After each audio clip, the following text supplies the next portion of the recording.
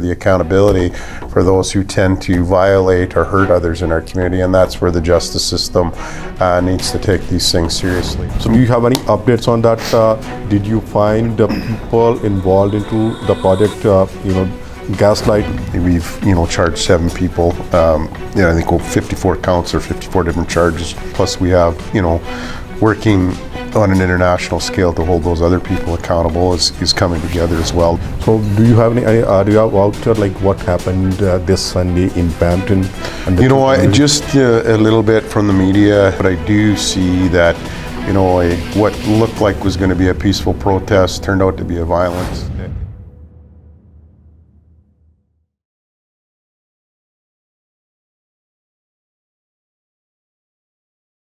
ਅੱਜ ਇੱਕ special segment ਲੈ ਕੇ ਤੁਹਾਡੇ ਲਈ ਹਾਜ਼ਰ ਹੋਇਆ ਹਾਂ।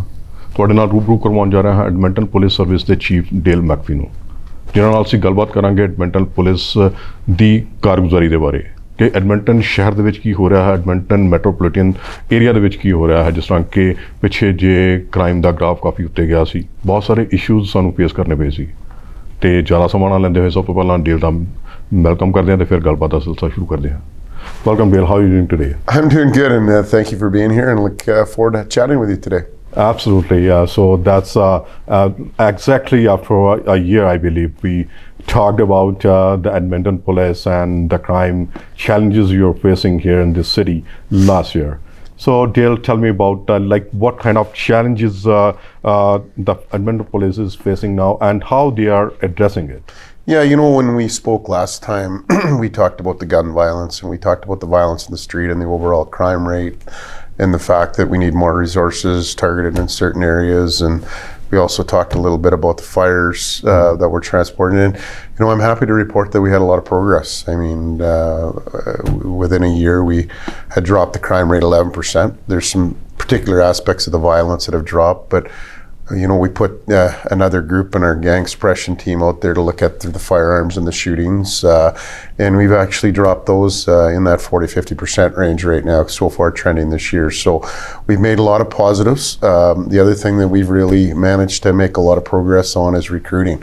If I remember with the whole defund movement, when we were talking about we were losing officers, we've now managed to, with our funding formula back in place, reverse that trend, starting to hire more. We're actually seeing a positive results. We're running 3 classes of 50 officers a year now.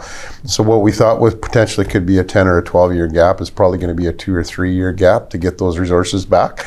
And we obviously have a community that wants more police resources out there right now. So I think we're actually starting to get back to where we were before some of the aspirations or some of the things that happened in COVID, including the defund movement with the George Floyd, to starting to trend positively again. But that said, there's still a lot of work to do. Mm-hmm. Absolutely. So what are the biggest challenges you are facing here in this city? I think there's a few. I think there's, obviously, the whole global uncertainty right now and what's happening across the world, plays out on our streets. Close to 600 protests last year, and they're protesting many different things, so that's a resource drain. Mm-hmm. The violence still in relation to the context, the firearms and stuff like that are certainly something that we pay a close attention to. We've had an increase of arsons, as you're aware, and that's something that redeploying resources obviously to hold some accountability into that. And I think the other thing that we still need a lot of work on is the accountability of the justice system. And you and I went into this last time when we chatted about when we're catching somebody, we need to make sure that the right people are being held in custody so they're not reoffending and they're doing things. So that's still a focus that I think we have some work to do, and making sure that, those, I use the words empathy and accountability. When we're dealing with a vulnerable person in, say, an encampment situation, the empathy and connecting to services is important, but equally as important is the enforcement aspect or the accountability for those who tend to violate or hurt others in our community. And that's where the justice system needs to take these things seriously and make sure there's some accountability to action. So those are still concerns that we continue to work through.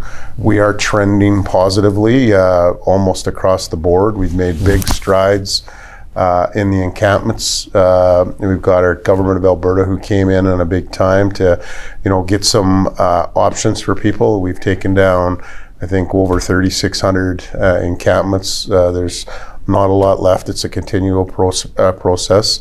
I think, making people realize, and, even those that are activist related, that it's not safe to be in a tent in Edmonton in the wintertime. It just doesn't make any sense. And for those that are advocating for that, I think we've lost the plot with that question.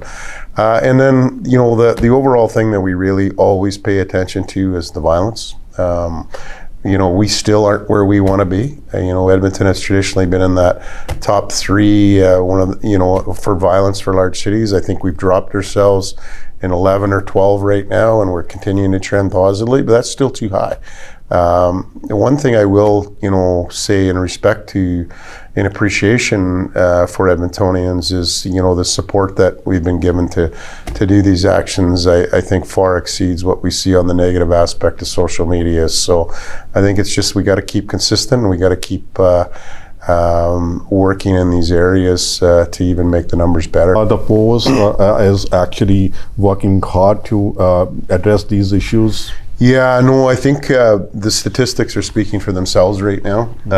I think some of the redeployment and getting more people back into the service, in the patrol function, but also in some of those suppression areas, as well as stopping the feeder system that we were getting out of some of the encampments and some of the, let's say, the gangs and those exploiting some of our most vulnerable people to push their drugs.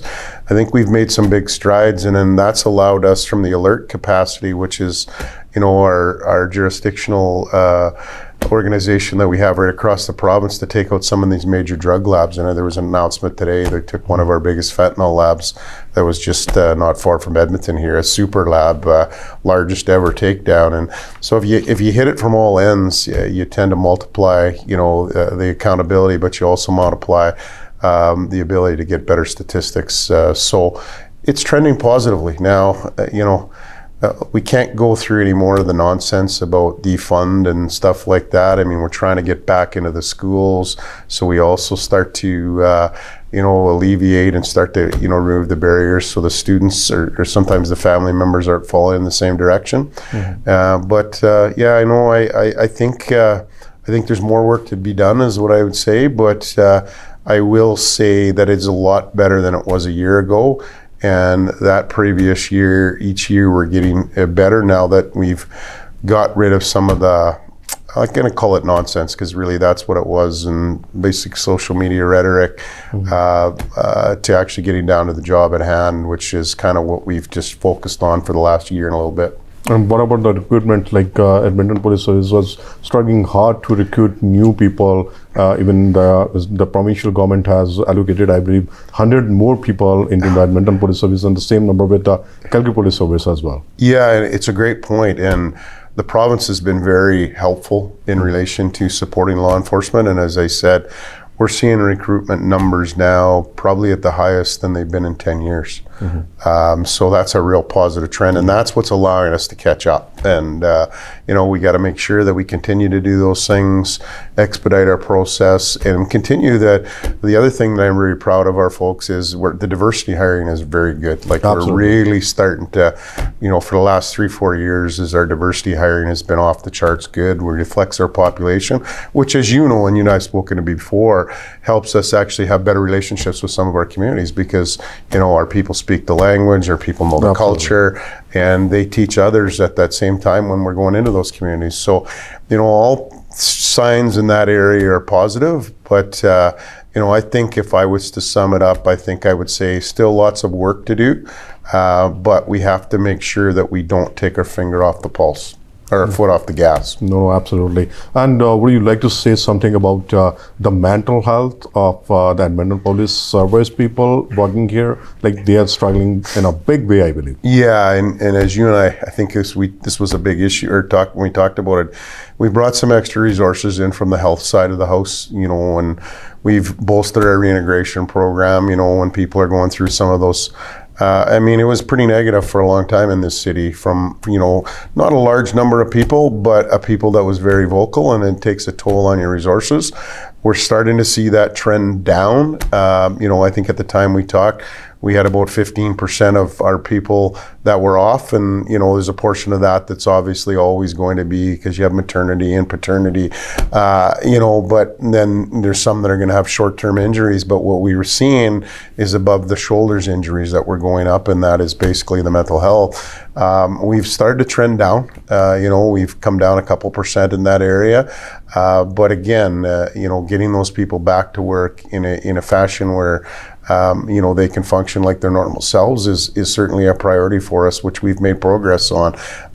But it's also the positivity that we're getting from the community in the last year plus, has really helped with that. And, I think it's like anything else, when your community is there with you and they're willing to work with you and they're just not there to criticize or continue shouting at you for no apparent reason, I think it makes things easier.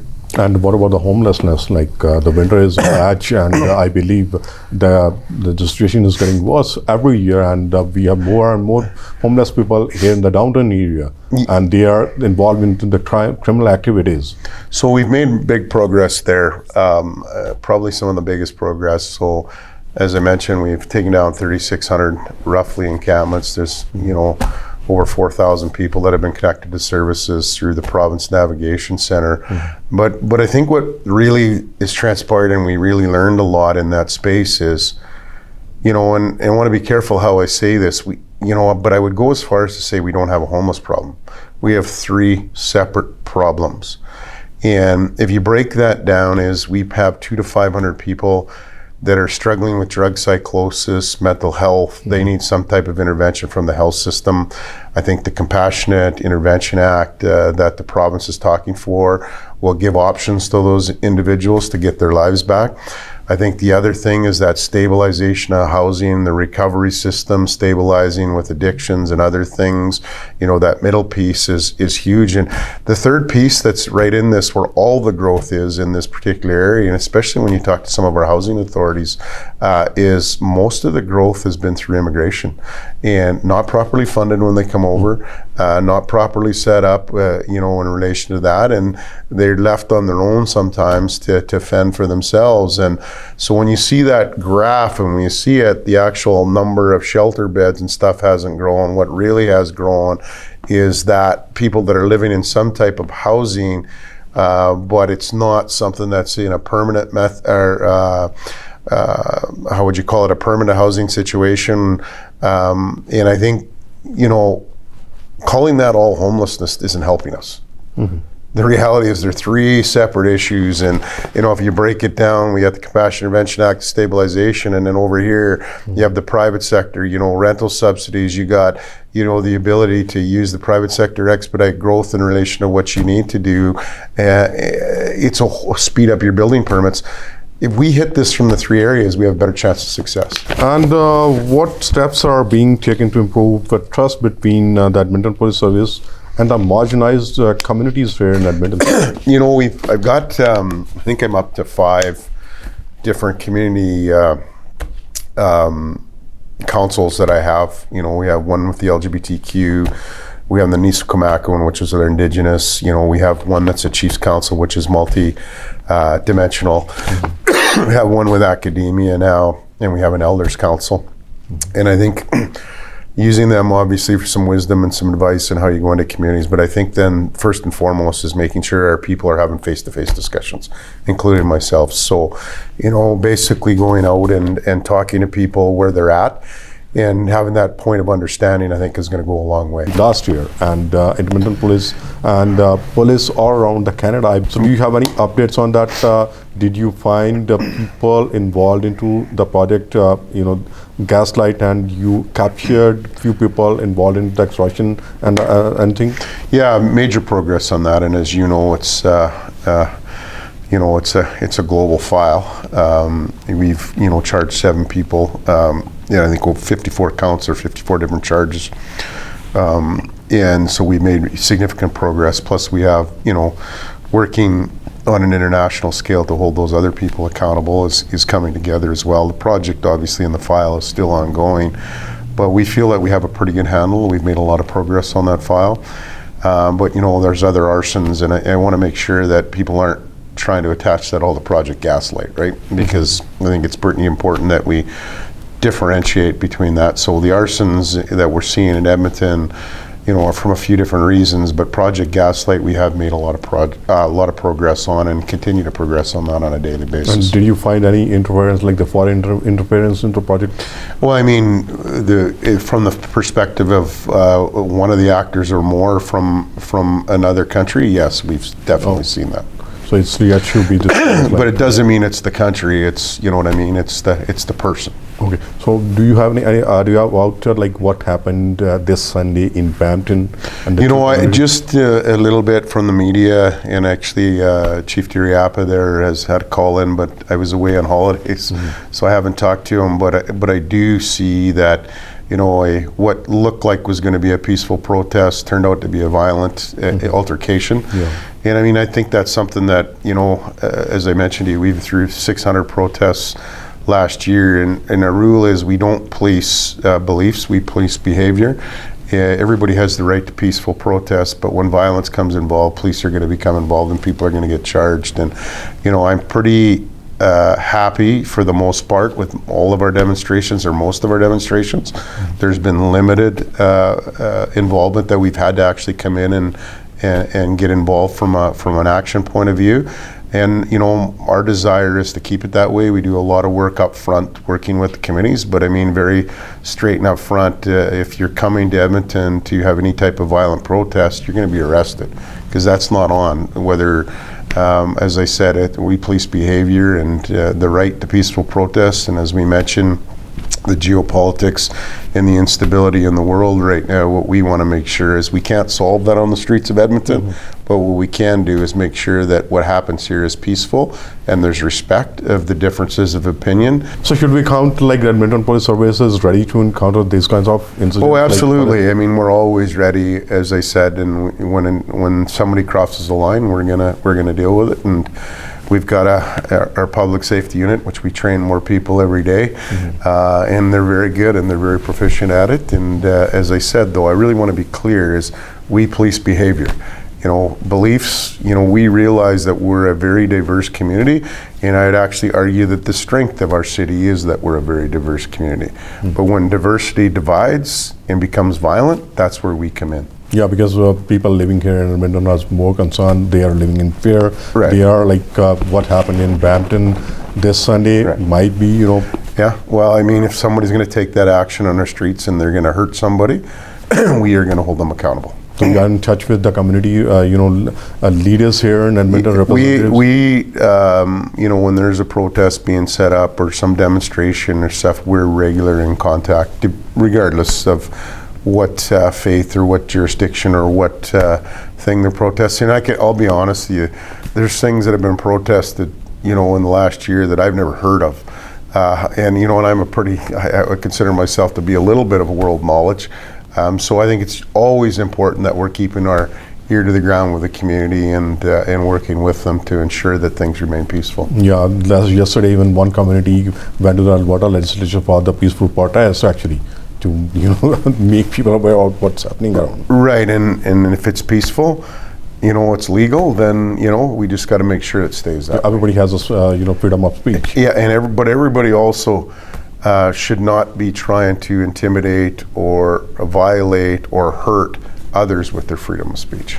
Okay, that's really wonderful. And Dale, what priorities you have for the coming year as Edmonton Police Chief? I continue to progress that we want to bring the crime rate down. We want to ensure violence is coming down.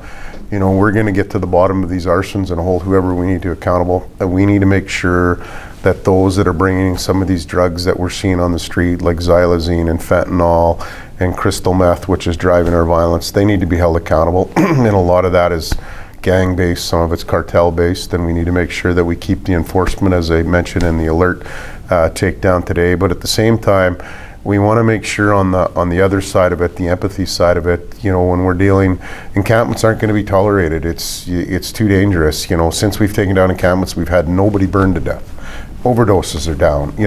Calls for service and crime in that particular area are down 11%, and yet and proactive policing is up 30% in that area. So we're not going to fall back into that trap where somebody's going to tell us that these have to be the way it is, because it's not the way it is. It's not a solution. So we're going to continue to operate on all these fronts with the community at the center of this and the focus of this. But I always use the words empathy and accountability, and our officers are trained well. They can make those decisions. And, a lot of people always talk about, the actions of the police. We have an independent system in policing that a person can make a police complaint. It's ran by a former Crown prosecutor, and it's going to even get altered a little bit more. But there is accountability, and it's something we take serious. We need to be responsible for our actions, but a very, very small portion of our actions end in any complaints. So we need to make sure that we continue with that trend as well. That's great. And any specific plans for the marginalized and the visible minorities living here in Edmonton? Just communicate, relationship-based, council-based, as I mentioned. But, what we want to ensure is that we're working with the particular community. And a good example of that is in Project Gaslight. We would never have got to where we got to as quick as we did if we weren't in and talking and working with that community. Because, you had, as you mentioned, people were scared for their lives, they're scared for their, economic well-being, and that's not okay in our city or any city in Canada or anywhere in the world.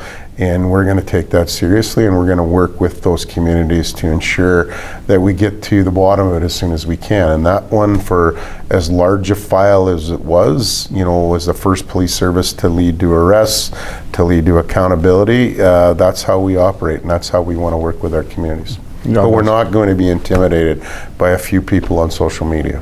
No, absolutely. I'm hopeful Edmonton Police Service is in touch with the communities all around. Like, we have actually the bigger number of population here. Last year, more than 200,000 people moved to Alberta. Yeah. And out of that, I believe 50% are in Edmonton, more than 50% in Edmonton. And the responsibility of Edmonton Police Service and the expectations from the Edmonton Police Service is getting increased. Right. And to your point, Mandeep, you got your finger on the pulse. You and I have a relationship, and you have a relationship with the police service, and that's where, if we need to be aware of something, I just wanted the message to the community is, please make us aware.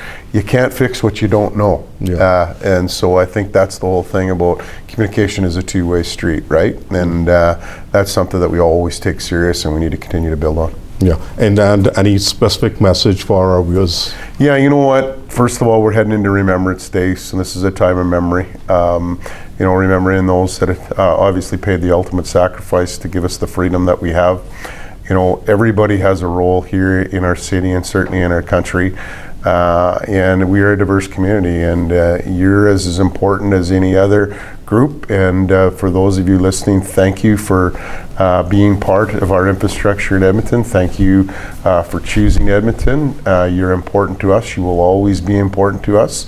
And if there's issues that you feel that you need to contribute or communicate with us, please do. And my assurances to you is we're going to do what we can do to alleviate those fears and to hold those people accountable that are trying to A, intimidate, or B, not making you feel welcome. So it's 2024, almost to the end of it.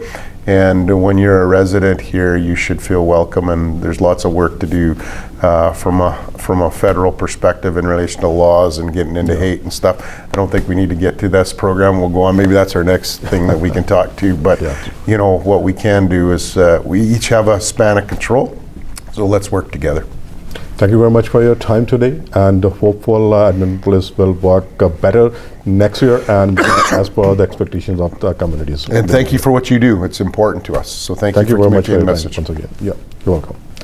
ਸੋ ਇਸ ਹਨ Del ਮੈਕਫੀ ਜਿਨ੍ਹਾਂ ਨਾਲ ਅਸੀਂ ਗੱਲਬਾਤ ਕੀਤੀ Edmonton police service ਦੀ ਕੰਮਕਾਰ ਦੇ ਬਾਰੇ, ਕਿਸ ਤਰ੍ਹਾਂ ਐਡਮਿੰਟਨ ਪੁਲਿਸ ਸਰਵਿਸ ਆਉਣ ਵਾਲੇ ਸਾਲਾਂ ਦੇ ਵਿੱਚ ਆਪਣੀਆਂ ਪ੍ਰਾਇੋਰਟੀਜ਼ ਨੂੰ ਰੱਖ ਰਹੀ ਹੈ, ਜਿਸ ਤਰ੍ਹਾਂ ਪਾਪੂਲੇਸ਼ਨ ਵੱਧ ਰਹੀ ਹੈ, ਸਾਡੇ ਪੁਲਿਸ ਦੇ ਵਰਕਰਸ ਦਾ ਨੰਬਰ ਸਾਨੂੰ ਇਨਕਰੀਜ਼ ਕਰਨਾ ਪਵੇਗਾ, ਉਸ ਦੇ ਨਾਲ ਨਾਲ ਸਾਡੀਆਂ ਪ੍ਰਾਇੋਰਟੀਜ਼ ਚੇਂਜ ਹੋ ਰਹੀਆਂ, ਮਾਈਨੋਰਿਟੀਜ਼ ਜਿਹੜੀਆਂ ਕਮਿਊਨਿਟੀਜ਼ ਹਨ ਉਹ ਵੀ ਵੱਧ ਰਹੀਆਂ ਹਨ, ਅਤੇ ਉਹਨਾਂ ਦੀਆਂ ਪ੍ਰੋਬਲਮਸ ਵੀ ਡਿਫਰੈਂਟ ਤਰੀਕੇ ਨਾਲ ਸਾਹਮਣੇ ਆ ਰਹੀਆਂ ਹਨ।